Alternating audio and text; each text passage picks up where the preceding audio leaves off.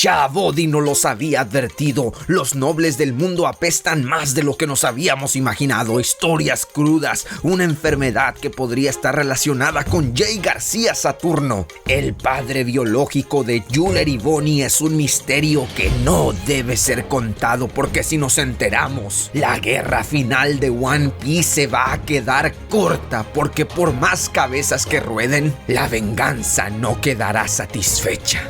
Este es uno de los capítulos más tristes de la última década de One Piece, pero ánimo, porque Egghead terminará en una nota feliz.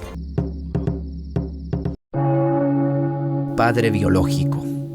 Símbolos. Todo se trata de símbolos. Entre lo que quedó explícito como la verdadera edad de Juller y Bonnie, la muerte de Ginny, el estado temprano del ejército revolucionario y lo otro, el otro One Piece que solo los que están más sumergidos en la historia lograron percibir. Lo implícito, lo que se sugirió pero no se dijo, el giro turbio que dio One Piece recordándonos que esta no solo es una historia para adolescentes de aventuras y piratas, que esta es una obra en la que una niña abandonada se comió a un grupo entero de huérfanos, en la que uno de los 5 líderes del mundo le explotó la cabeza a uno de sus propios soldados solo por el hecho de verlo. ¿Y ahora? ¿Cómo no lo habíamos visto si de entre todos los paralelismos entre Shabodi y Egghead ya nos habían dicho que en One Piece también había secuestros, esclavitud, violaciones? Este es un tema que Oda nos introdujo no solo desde esa vez que vimos a Charlo secuestrar a una joven enfermera de Shabodi que estaba comprometida, cuando dijo abiertamente que se la iba a llevar a Marilloa para ser una de sus esposas, que las primeras 5 ya lo habían aburrido. Y así vimos el dolor de esta pobre pareja, con la tremenda impotencia de no poder hacer absolutamente nada. Eso fue lo explícito, pero lo que no nos dijeron fue que las mujeres esclavas no las iban a tratar igual que a los hombres que los obligan a hacer trabajos duros, por ejemplo, que los montan como medios de transportes, no, sino que justamente a esa joven enfermera le esperaba el mismo destino que a Ginny. Esos son temas súper fuertes que nos hacen replantearnos lo que ha pasado antes en One Piece. El pasado de nuestras nakamas mujeres. No me quiero ni imaginar las cosas que tuvo que vivir Nami. Y es que esto es muy interesante porque no es como si en One Piece no hubiesen ya ocurrido cosas así o peores. Hemos visto genocidios, exterminaciones completas de islas, enfermedades que exterminan a pueblos enteros, canibalismo, esclavitud. Pero ¿por qué ahora este tema de Ginny pegó tan fuerte? Estuve pensando durante todos estos días que me costó bastante digerir, me costó bastante grabar este video, gracias por esperar, que la razón por la que esta vez el lado oscuro de One Piece pegó tan fuerte es porque se sintió muy real. Porque esta vez Oda rebasó la línea de la ficción. Todos nos pusimos tristes con el genocidio de Ohara, por ejemplo, pero entendimos que era ficción. Todos nos quedamos impactados con la desaparición de Lulusia, pero sabíamos que solo era una historia. Estas cosas pasan en las historias y pues ya estamos acostumbrados, o al menos eso creíamos. Porque el pasado de Ginny, su trágica historia, por favor, de un personaje que apenas conocemos 3 capítulos atrás, pero claro, con una conexión muy fuerte con Bartolomeo Kuma, con Juller y Bonnie. La verdad es que no nos esperábamos este nivel de realismo, de dolor. He estado viendo cómo en varios canales están hablando del posible padre biológico de Juller y Bonnie. Que cuál dragón celestial podría ser, que si es Figarland o Saturno o un sin nombre por allí. De verdad no entiendo cómo pueden tener la fuerza para andar teorizando sobre eso. Yo quiero pensar que esa es una cosa que nunca va a ser revelada por Oda. ¿Por qué? Pues ¿por qué demonios necesitamos saber una cosa así? No es relevante para la historia, es conflictivo. Ya con solo el hecho de haber dicho que Kuma no era el padre biológico, con la sola idea del aterrador pasado de Ginny en Marilloa, ya con eso basta. ¿Qué vamos a hacer si nos enteramos de quién es el padre biológico de Bonnie? A ver, va a tener que haber sangre, venganza, porque solo así podría explicar lo que nos hizo sentir. El capítulo 1098 de One Piece me hizo hervir la sangre, al punto que estoy seguro que también todos ustedes lo llegaron a imaginar en carne propia. ¿Y qué harían ustedes en una situación así?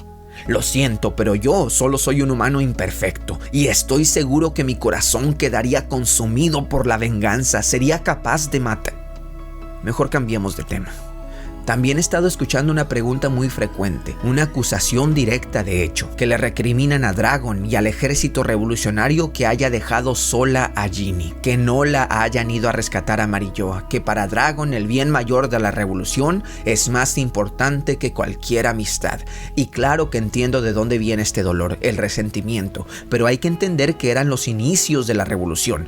¿De verdad pensamos que los revolucionarios tenían la capacidad para invadir a Marilloa, para rescatar a una amiga? Digo, Luffy lo hizo en Enies Lobby para rescatar a Robin, ¿verdad? Luego también lo hizo en Impel Down para rescatar a su hermano Ace, pero Luffy es Luffy. Estamos hablando del hombre que despertó la fruta del dios del sol Nika, el guerrero de la liberación.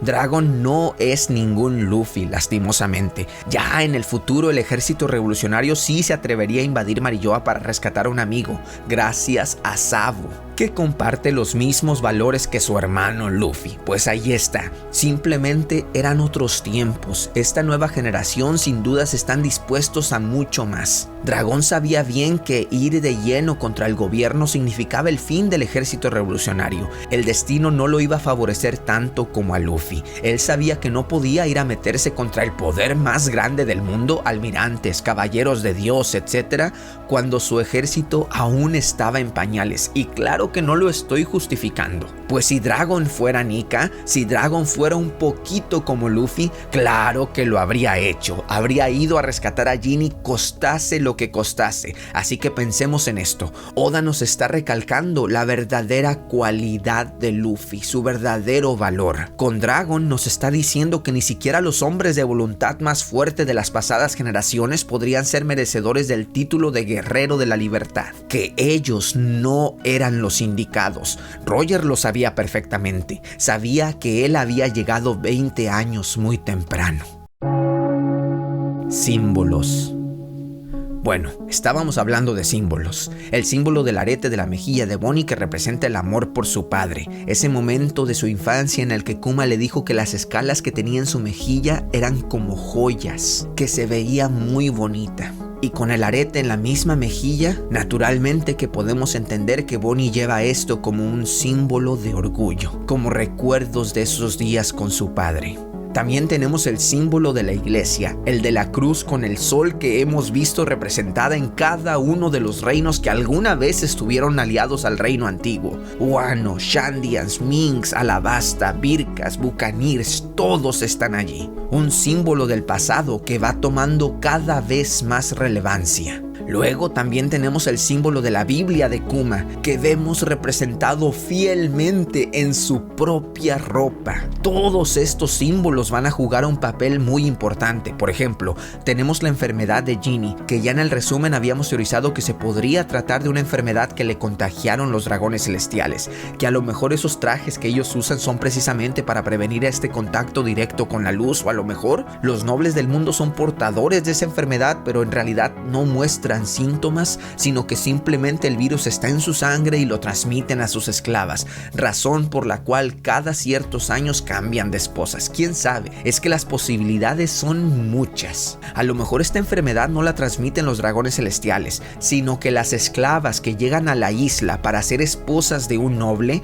son infectadas con este virus por el gobierno para que sus bebés también lo contraigan. Una forma que tendría el gobierno mundial de controlar el linaje de los dragones celestiales, de cuidar la sangre pura de las 20 familias fundadoras. Que los hijos entre un dragón celestial y una esclava simplemente no puedan prosperar, que estén destinados a morir antes de cumplir los 10 años, o en el caso de que esos hijos lleguen a ser extraordinarios, dotados de una inteligencia superior, de una fuerza superior, el gobierno decida conservarlos, darles la cura de la enfermedad para que solo los seleccionados puedan llegar a ser adultos, lo que explicaría la notable diferencia entre unos nobles y otros. Porque ¿no les parece raro que Garling, Figarland, Saturno y los otros ancianos del Gorosei, que todos ellos luzcan diferentes que las familias de nobles que conocíamos como la de Charlos, como los Doflamingo?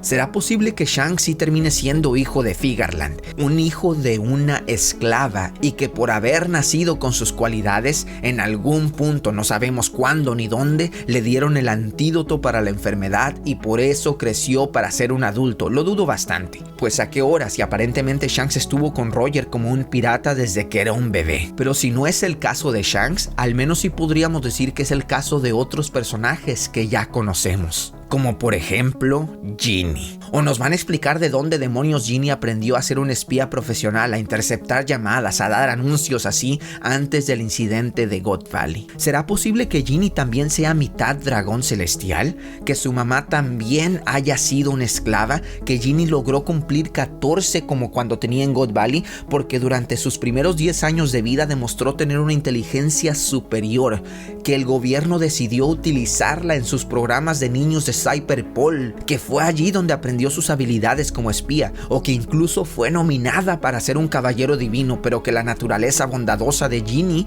la hizo rechazar cada propuesta, que por eso el gobierno la etiquetó como una esclava problemática y la terminaron mandando a ese grupo de esclavos que finalmente veríamos como conejillos de India para el torneo de erradicación de los dragones celestiales en God Valley.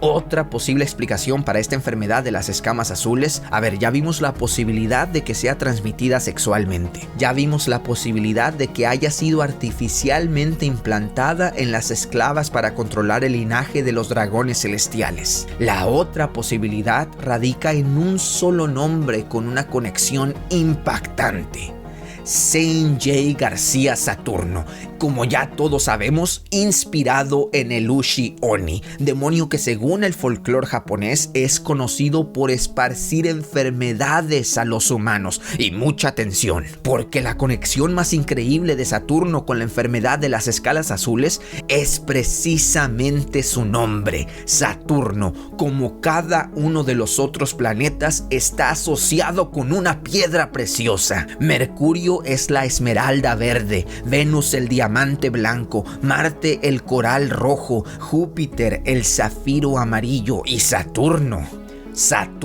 es el zafiro azul, justo como las piedras azules en el cuerpo de Ginny. ¿Esto quiere decir que el padre biológico de Bonnie es Saturno? Pues a menos de que Saturno sea el único de entre todos los nobles que engendra bebés con esclavas, pues sí. Pero no, aquí la cosa es mucho más compleja. La habilidad del yokai demonio japonés, según el folclore, es esparcir enfermedades a los humanos. Y aquí les pregunto, ya sabemos de las grandes purgas del gobierno mundial, ¿verdad? Exterminio de pueblos, genocidios, la gran limpieza de la que se nos ha estado hablando muchísimas veces, que a veces pasa en forma de Buster Call con la que eliminaron a la isla de Ohara, a veces en forma de hoyo gigante en el océano con un arma voladora como desaparecieron a Lulusia, pero hay más formas de hacer purgas que con pura fuerza física. Estamos hablando de guerras biológicas. ¿Qué tal si Saturno, tal cual dice la mitología japonesa del Ushiboni, ha sido el responsable de las enfermedades que hemos visto acabar con la población en One Piece? Las manchas verdes en la piel de los Shandian, verde esmeralda de Mercurio, las manchas blancas en la piel de los habitantes de la isla de Trafalgar Law, diamante blanco de Venus, y ahora las manchas azules en la piel de Ginny, el azul zafiro de Saturno. Ciencia del futuro. Una cosa que sí me resonó mucho en la cabeza fue cómo el último doctor que llevó el ejército revolucionario a Sorbet para curar a Bonnie le dijo estas precisas palabras a Kuma, que lo sentía, pero que conforme a los conocimientos científicos actuales, no los conocimientos de cierta isla del futuro, la enfermedad de Bonnie era incurable. Bueno, pues allí está la respuesta, más claro que el agua, ¿verdad? La isla del futuro. Vegapunk sí o sí va a ser la respuesta para la cura de esta enfermedad. El único problema es que Vegapunk es un científico, no un doctor. Digo, sí es doctor, pero de título académico, no médico. O a lo mejor sí, quién sabe, no nos los han confirmado. El punto es que esto da pie a pensar en una teoría súper enredada con implicaciones muy perturbadoras. A ver, quiero dejar claro que lo que yo creo es que va a ser tan fácil como Vegapunk curando la enfermedad de Bonnie, porque simplemente la isla del futuro posee esa clase de conocimiento. Tal cual Noland curó la enfermedad de los Shandian sin ningún problema, porque encontró en la isla la planta indicada, porque tenía el conocimiento indicado. Ya lo hemos visto en One Piece y posiblemente lo volveremos a ver. Pero por allí he estado escuchando a los entusiastas de cualquier teoría relacionada con los clones decir que Bonnie realmente murió al cumplir los 10 años, pero Kuma le sacó la memoria, que Vegapunk la clonó sin la condición genética del Zafiro Azul y que inmediatamente Kuma le regresó su memoria al mismo tiempo que le daban la fruta Toshi Toshi para que Bonnie recién clonada tuviese la misma edad, 10 años, tal cual como tenía antes de morir.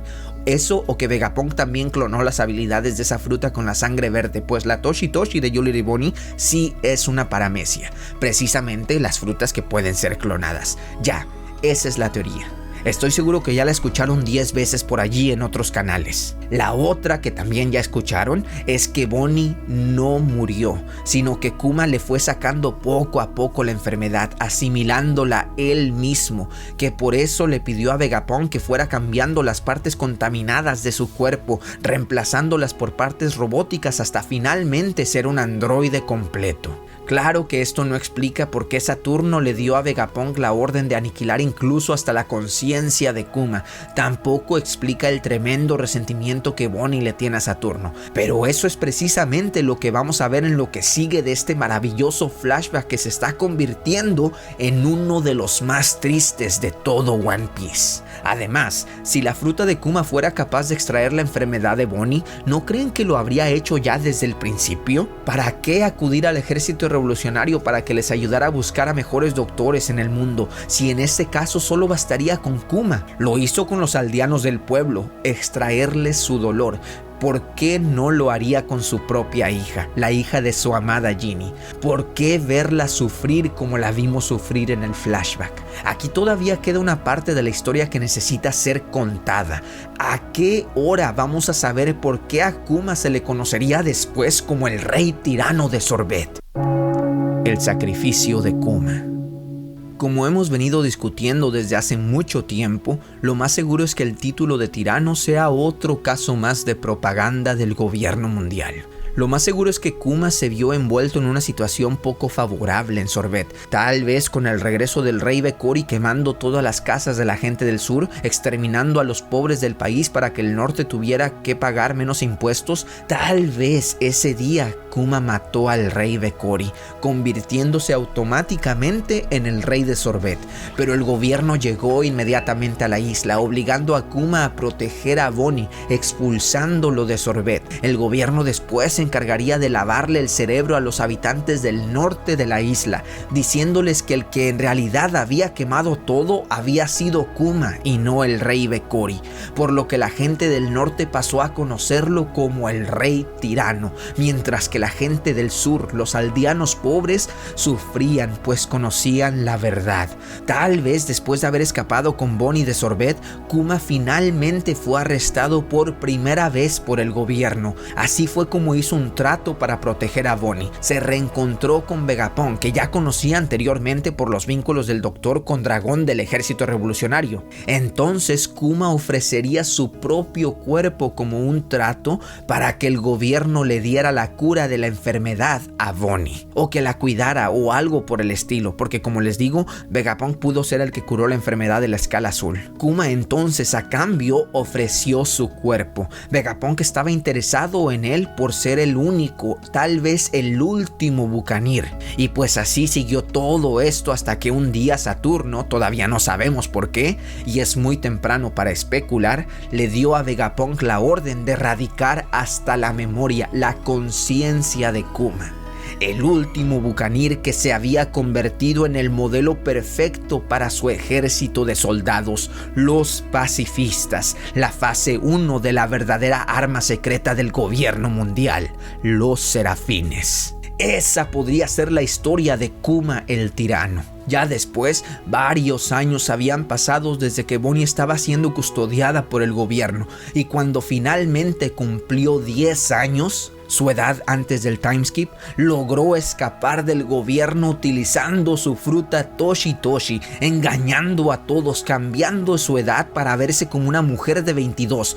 Por eso vimos esa interacción de Akainu Sakazuki diciéndole que se había asustado, que le habían dado escalofríos cuando se enteró que Bonnie se les había escapado, pero que ahora ya todo había terminado. Bonnie, que con 10 años había logrado escapar del gobierno, y que nosotros la vimos por primera vez en Shabodi, rescatando a Zoro de lastimar a Charlos, porque quién mejor que ella sabía de lo que realmente eran capaces los dragones celestiales. Ella, quien tal vez regresó al gobierno para vivir como su mamá, como una esclava, justo como Oda misteriosamente la dibujó en los SBS. Una Bonnie niña con ropas desgastadas. Y ahora, después del timeskip, 2 años después, Bonnie, con 12 años de edad, aún tiene muchos recuerdos que compartirnos. Esta podría ser la historia que estamos a punto de conocer, pero esta solo es una teoría.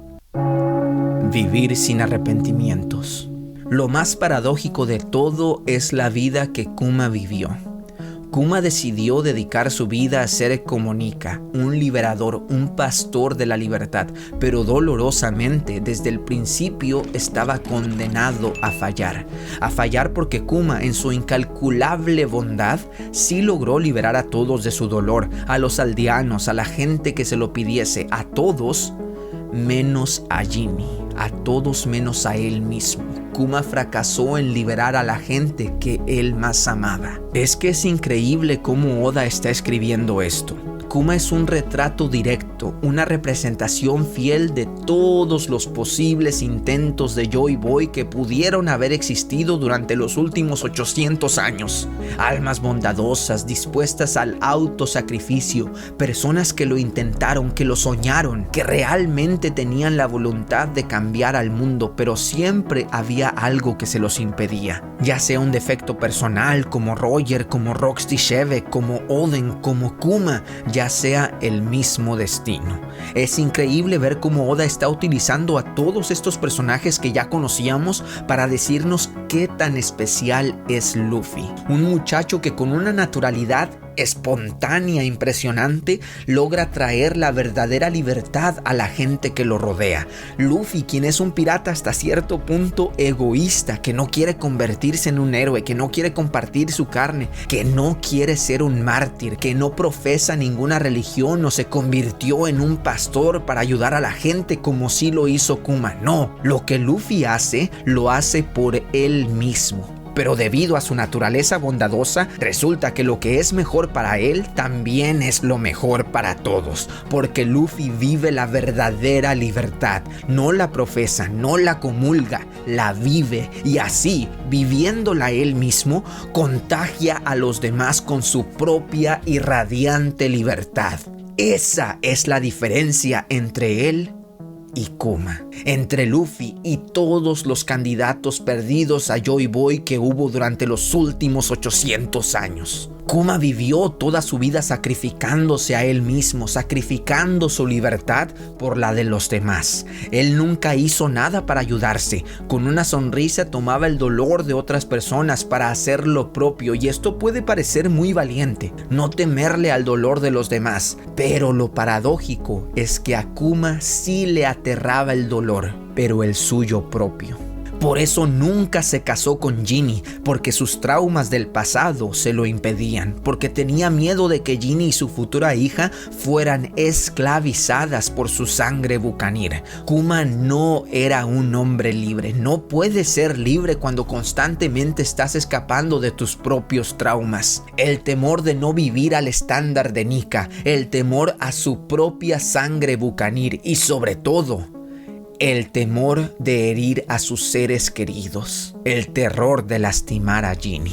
que resultó siendo secuestrada de todas maneras y por culpa de Kuma sufriendo aún más de lo que ya estaba destinada a sufrir, porque Ginny no solo fue violada por los dragones celestiales, sino que lo que realmente la hirió fue que Kuma nunca la aceptase, que nunca pudiera aceptar el amor que ambos sentían. Esto quedó implícito en la parte del capítulo 1098 cuando Kuma sale apresurado del cuartel del ejército para dirigirse a Sorbet, sin escuchar las últimas palabras de Ginny, la última declaración de amor, sin escuchar su confesión, que lo amó, que lo ama y que siempre lo iba a amar. Otro simbolismo hermoso de este capítulo, otro elemento que nos da Oda para comparar a Kuma, quien quería ser como Nika, para compararlo con Luffy.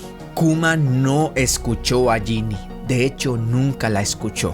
Todo lo contrario a Luffy, quien una y otra vez les ha dicho a sus nakamas que él quiere escuchar lo que ellos realmente desean.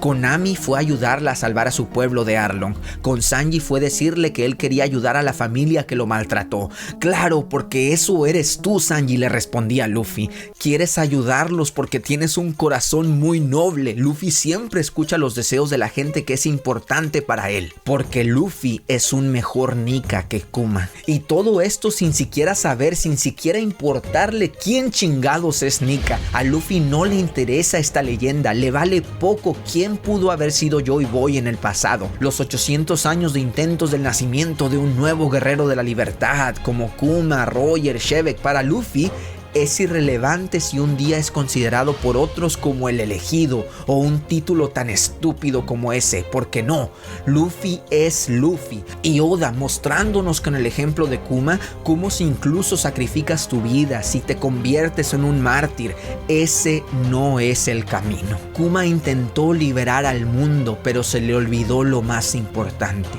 liberarse a él mismo.